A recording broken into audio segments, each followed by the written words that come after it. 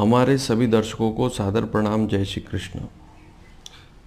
आज का हमारा विषय है सप्तम भाव से संबंधित रोग का,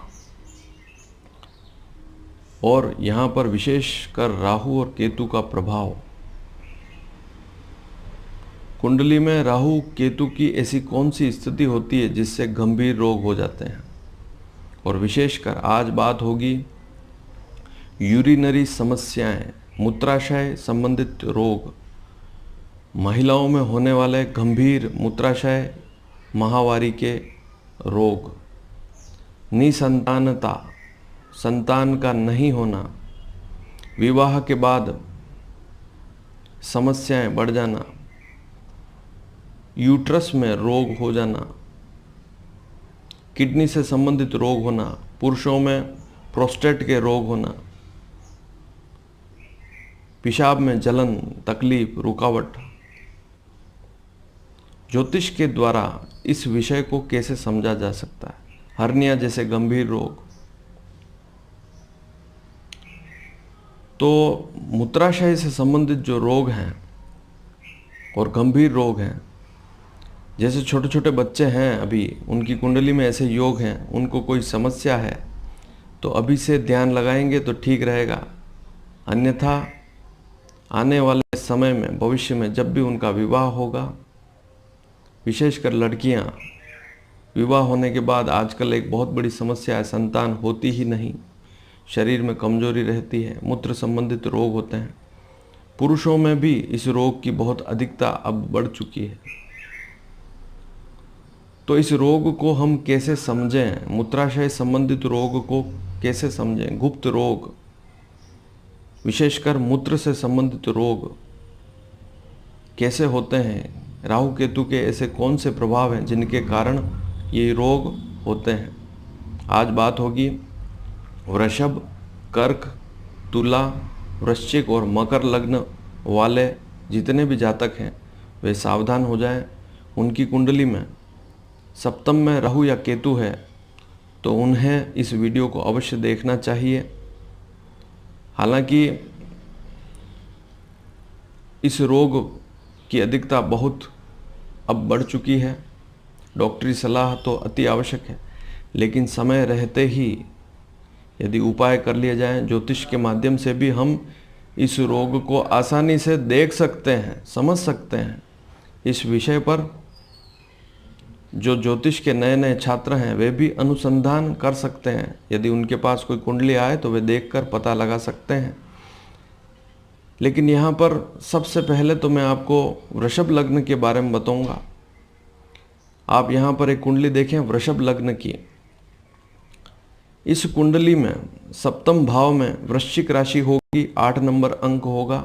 सप्तम भाव ध्यान से देखें, जहाँ पर 8 लिखा हुआ है वह सप्तम भाव है, और वहाँ पर केतु हो, 8 नंबर अंक पर केतु बैठा हो तो स्त्रियों में प्रमेह संबंधित, माहवारी संबंधित रोग बढ़ जाते हैं, शरीर में कमजोरी बढ़ जाती है, रोग बढ़ जाते हैं, संतान होने में समस्याएं हो जाती है, और संतान होते समय भी बहुत बड़े बड़े रोग उनको हो जाते हैं, या संतान होती ही नहीं है, या मूत्र से संबंधित गंभीर रोग हो जाते हैं।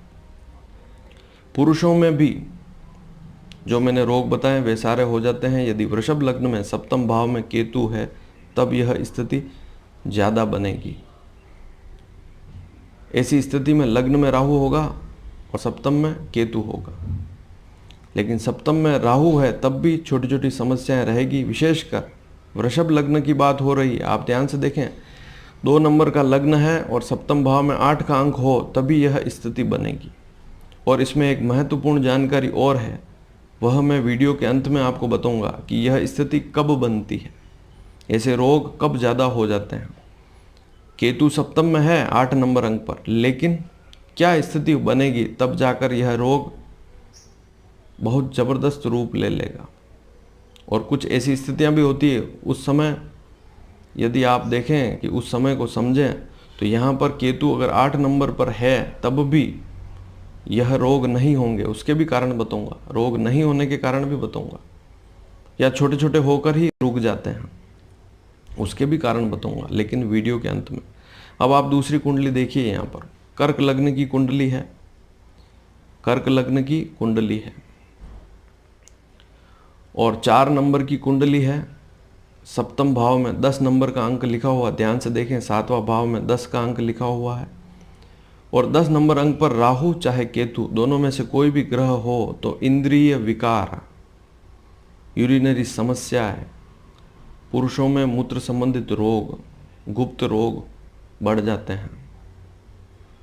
यहाँ मलद्वार के रोग नहीं बता रहा हूँ, यहाँ मूत्र संबंधित रोग बता रहा हूँ, तो इसे विशेष ध्यान में रखें। सप्तम भाव में राहु केतु होने के कारण, जैसे इससे पहले वाली कुंडली में भी बताया था, यहाँ पे भी बता रहा हूँ, राहु केतु सप्तम में होने से वैवाहिक समस्याएं भी रहती है, पति पत्नी में तनाव रहता है। मान लीजिए पत्नी की कुंडली में ऐसा योग है तो वह पति के सामने अपने आप को हीन महसूस करेगी, और पुरुष की कुंडली में इस प्रकार का योग है तो वह भी पत्नी के सम्मुख हीन भावना से ग्रसित होगा। तो समय रहते ही, यदि छोटे छोटे बच्चे हैं उनकी कुंडली में भी जन्म लेते ही इस प्रकार के योग दिखते हैं तो शुरुआत से ही उनकी समस्याओं पर ध्यान देना चाहिए। यदि उन्हें कोई समस्या है यूरिनरी तो उन पर समय रहते इलाज भी अवश्य करवाना चाहिए। अब आप अगली कुंडली देखें, यह कुंडली तुला लग्न की है, 7 नंबर लग्न की कुंडली है। सप्तम में 1 नंबर लिखा हुआ, ध्यान से देखें, सप्तम भाव में 1 नंबर लिखा हुआ है और यहाँ पर केतु बैठा हो, केवल केतु, राहु नहीं, केतु। इससे पहले जो बताई थी कर्क लग्न में, उसमें सप्तम भाव में मकर राशि पर राहु केतु दोनों होने चाहिए, दोनों हो तब भी स्थिति बन सकती है। राहु केतु दोनों साथ में तो होते नहीं। राहु यदि सप्तम में होगा तो केतु लग्न में होगा, केतु सप्तम में होगा तो राहु लग्न में होगा, दोनों 180 डिग्री दूर रहेंगे, दोनों एक भाव में तो हो ही नहीं सकते। लेकिन इससे पहले जो कर्क लग्न की कुंडली बताई थी उसमें सप्तम में चाहे राहु हो या राहु ना हो, केतु हो, तब भी ऐसी स्थिति बनती है। लेकिन यह कुंडली तुला लग्न की है, इस कुंडली में सप्तम भाव में 1 नंबर लिखा हुआ है और यहाँ पर केतु बैठा हो,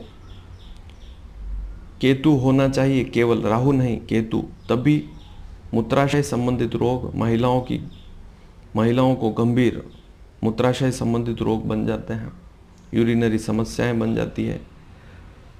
खान पान पर सावधानी नहीं रखते हैं, केवल शिक्षा पर या अपने पैसे कमाने पर ही ध्यान है और अपने स्वास्थ्य पर बिल्कुल ध्यान नहीं रखते, उनके लिए तो यह रोग बढ़ ही जाता है। और इसके साथ ही गर्भाशय के रोग, जिसमें ऑपरेशन तक हो जाते हैं, संतान गर्भ में ज़्यादा दिन ठहर नहीं पाती है, तो यह समस्या भी इसी कारण से होती है। तो आपने समझा कि तुला लग्न में सप्तम भाव में मेष राशि लिखी हो, 1 नंबर लिखा हो और केतु बैठा हो, तब भी ये ऐसी स्थिति बनती है। अब मैं वृश्चिक लग्न की बात करूँगा, 8 नंबर लग्न, ध्यान से देखें कुंडली, यह वृश्चिक लग्न की कुंडली है और सप्तम भाव में 2 नंबर अंक लिखा हुआ है।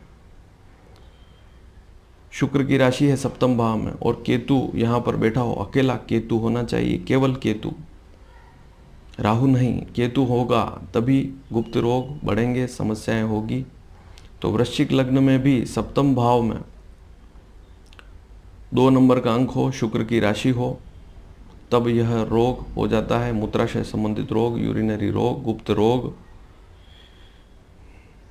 पथरी की शिकायत भी हो जाती है, पेशाब रुक रुक कर आता है, पेशाब में जलन होती है।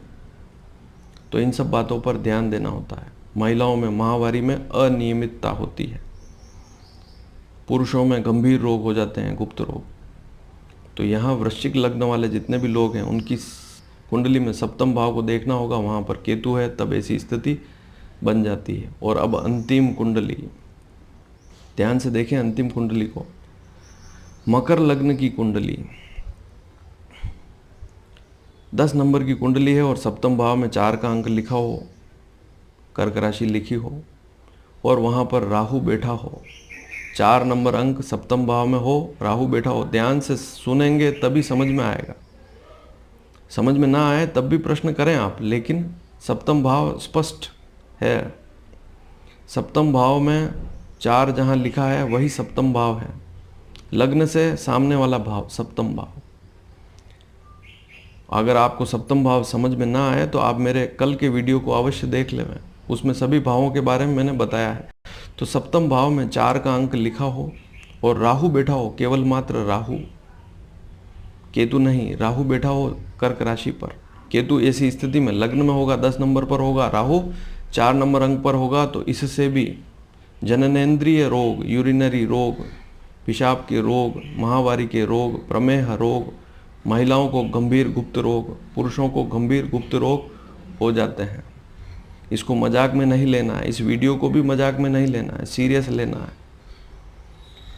क्योंकि आपके परिवार में आने वाले समय में भी अगर कोई बच्चा जन्म लेता है, ऐसी स्थिति बनती है, तो उस पर ध्यान देना होगा बचपन से ही, अन्यथा बाद में जाकर धीरे धीरे ये समस्या विकट हो जाती है।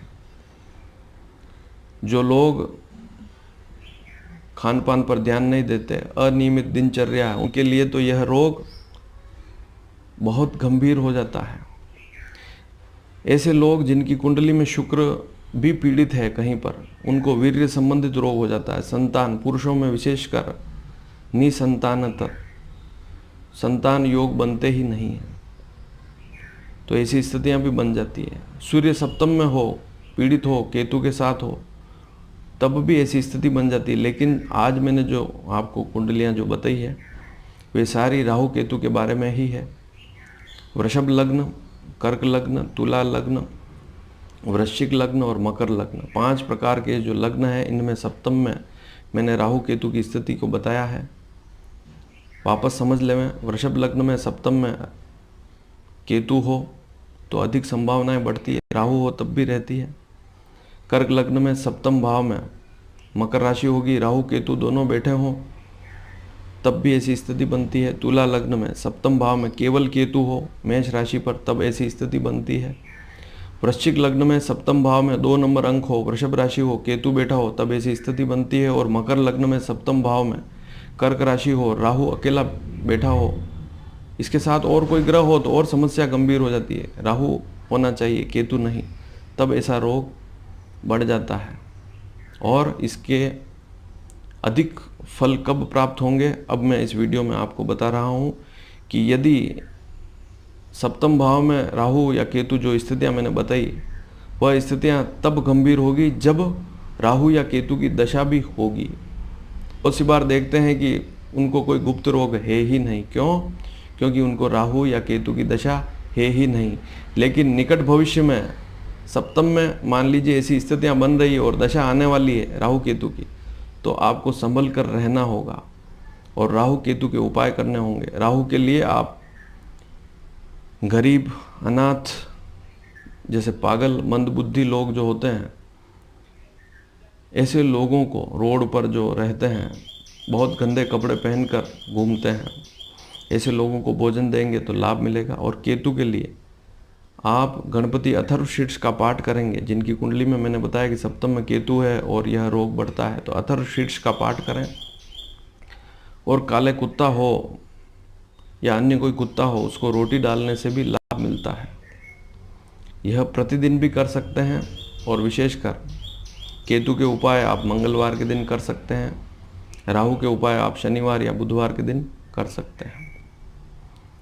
तो इन सारी स्थितियों को समझना पड़ता है। ये 5 प्रकार की कुंडलियाँ ऐसी है कि यहाँ पर राहु केतु की जो मैंने स्थितियाँ बताई, ये काफ़ी हमने देखी है बहुत सी कुंडलियों में, और यहाँ पर लोगों को समस्याएं रहती है। इसलिए अगर समस्या नहीं है और भविष्य में राहु केतु की दशा आने वाली है तो सावधानी रखनी होगी। लेकिन वृषभ, कर्क, तुला, वृश्चिक और मकर लग्न वालों के लिए ही यह योग विशेष बनेगा।